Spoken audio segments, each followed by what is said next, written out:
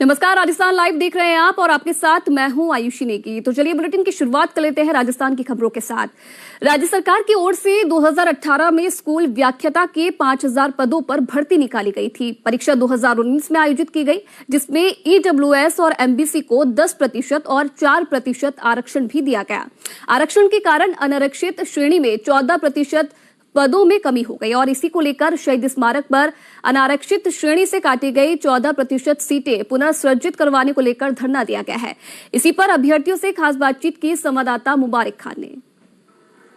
प्रदेश में लगातार बेरोजगार युवा धरने प्रदर्शन के माध्यम से सरकार को एक मैसेज देना चाह रहे हैं कि उनकी जो अटकी भर्तियां हैं उनको लेकर सरकार गंभीरता दिखाए। वहीं आज जो शहीद स्मारक है वहां 2018 की व्याख्याता भर्ती को लेकर भी कुछ युवा अपनी भर्ती के जो 14% जो पद हैं उनको लेकर आज शहीद स्मारक पर लगातार 14वें दिन वो यहाँ अपनी मांगों को मनाने के लिए सरकार से अपील कर रहे हैं। उसी पर आज खास बातचीत अपन उनसे करेंगे कि क्या कुछ उनके मामले हैं, कौन से पद उनके काटे गए और क्या वो सरकार से अपनी मांग रखना चाहते हैं। आप क्यों यहाँ बैठे हैं, क्या आपके ये व्याख्याता भर्ती कौन सी भर्ती थी, कितने पद आपके काटे गए?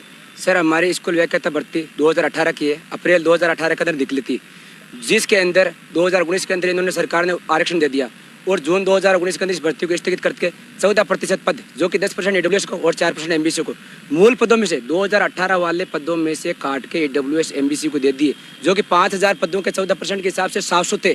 700 सीटें काट के उनको दे दी, तो हमारा हक था, 700 सीटों पर हमारा हक था। हम 2018 वाले मूल भर्ती को टारगेट करके तैयारी करे थे, उन्हीं पदों में से 700 पद काट के ईडब्ल्यूएस एमबीसी दे दिया। उसी कारण हम बाहर हो गए, हमारा हक उन्हें दे दिया। जबकि गहलोत सरकार का उसी समय का ट्वीट था कि किसी भी वर्ग के साथ अन्याय नहीं होने दिया जाएगा, सबके साथ न्याय होगा। और हम जो प्रक्रिया में भर्तियों के आरक्षण दे रहे हैं ना, वो केवल अलग सर्जित करेंगे, मूल पदों में से कटौती नहीं करेंगे, अलग सर्जित करेंगे। जबकि उन्होंने मूल पदों में कटौती करके उनको दे दिया।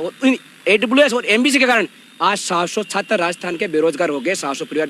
देखिए, प्रदेश भर के युवा यहाँ हैं और लगातार हर जिले में जिला मुख्यालय स्तर पर ये अपना प्रदर्शन कर रहे हैं। कुछ और भी साथी हैं, उनसे भी हम बात करेंगे। मैडम, क्या ये भर्ती आरक्षित पदों में से काटी गई, अनारक्षित पदों में से ये पद घटाए गए, क्या ये मामला है? सर, इसमें जो मूल विज्ञप्ति आई थी, जो सामान्य वर्ग के पद इन्होंने वर्गीकरण के दौरान दिए, उसमें से इन्होंने लेके इन दोनों को दे दिए। अब आप ये सोचो कि जब ये भर्ती, पहले आपको ये इतना तो समझ में सबको आता है कि अनारक्षित श्रेणी के पास वैसे ही कुछ नहीं है। हम लोगों ने उसको टारगेट करके अपनी तैयारी शुरू की। एकदम से इनका एक कानून आया और उन्होंने उसमें से बहुत सारी सीटें कम करके और उनको दे दी और हम लोग उनसे ज़्यादा नंबर ला के भी आज उनसे पीछे बैठ गए हम इस वजह से। तो देखिए, ये है वो कि इनका साफ तौर पर ये कहना है कि इनके उनसे नंबर अधिक होने के बावजूद पदों की संख्या में कटौती के चलते कहीं ना कहीं इन्हें बाहर होना पड़ रहा है। और भी कुछ साथी, उनसे हम बात करेंगे। कितने ऐसे युवा हैं जो कुछ ही नंबरों से अपने पद नौकरी पाने से वंचित रह गए? सब सब्जेक्ट्स के अंदर वेटिंग निकलती है। उसका वेटिंग का मतलब ये होता है कि आप पॉइंट की वजह से बाहर हुए हो। जो हमारे पद मूल पद थे उसमें से आपने काट के किसी और को दे दिए, तो इसका मतलब ये होगा हम अगर पॉइंट्स में बाहर हैं तो आज कहीं ना कहीं उन सीटों की जो कटौती की गई उसकी वजह से बाहर है। तो हम उन मूल पदों की मांग करते हैं कि अगर वो मूल पद हमें लौटा दिया जाए तो 700 घरों के अंदर दिए जल जाएंगे, 700 परिवार अपना पेट पाल लेंगे। देखिए, ये अपने आप में एक बड़ी बात है, क्योंकि जब प्रदेश में भर्ती निकलती है लगभग 10 से 15 लाख फॉर्म प्रदेश में भरे जाते हैं। उसके बावजूद जब अपनी अभ्यर्थी अपनी परीक्षा दे देता है, एक रिजल्ट का इंतजार करता है, लंबे समय से ये सारी प्रक्रिया लगती है, समय लगता है इस पूरी चीज़ में। उसके बावजूद जब उसका रिजल्ट आता है तो वो 1 या 2 पॉइंट से अगर अपने नौकरी से वंचित रह जाता है तो एक बड़ा उस अभ्यर्थी को दुख होता है। वहीं जो ये 700 जो बेरोजगार हैं वो भी इसी चीज़ को लेकर